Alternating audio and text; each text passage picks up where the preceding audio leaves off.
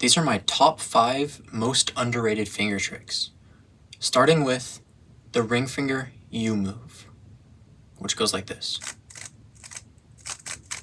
It happens whenever you want to do a triple U, and you don't want to have to reset your fingers all the time, like this.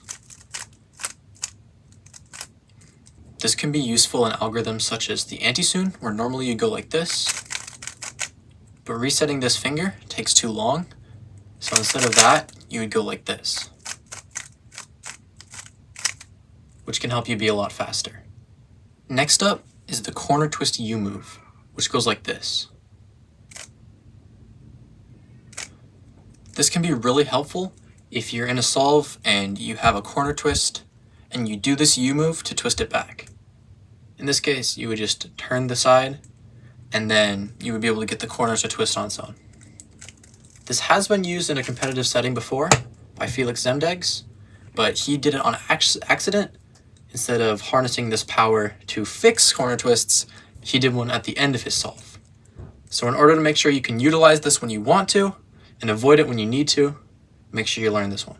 For number 3, instead of doing a normal U move like this or like this, you have the cube stick to your finger and then drag it along back.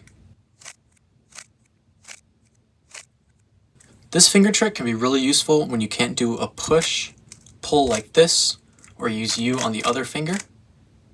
And I don't use it too much personally because it's kind of hard to get down, but if you can get this one consistent, it's really helpful.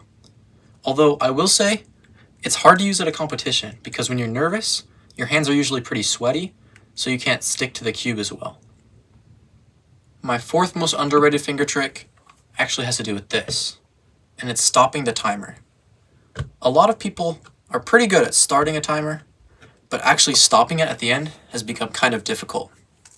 So many times have I seen people almost get a really good solve, but at the end they aren't able to stop the timer, and this means that they just get a DNF, or wait until the timer turns off at 10 minutes. If you learn the stop timer finger trick, your solves will become nearly 100 times faster, and everything will just be way better because you'll actually be able to solve the cube. For this one, all you do is start the timer like you normally would, and at the end, instead of just not touching it, you touch it with your fingers like this. And it stops the timer. Would you look at that? Who would have thought? The 5th and final finger trick is probably the most important on this list. Picture this.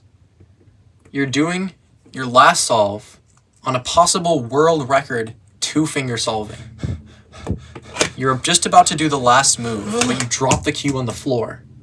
So quickly you reach for it, and you do this finger trick, called the scissor finger trick, where if there's one move left, you have 2 fingers, you reach for the cube like this, and solve it just like that. Now this is optimal for when you're reaching far distances, as compared to just doing normal 2-fingered solving. And this can save you so many times in a competition, especially in a 2-fingered solving environment.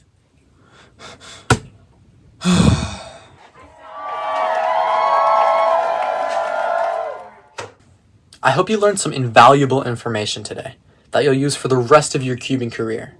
I know I did, and once I learned these, I became sub-zero, and I know you can too. Thanks for watching.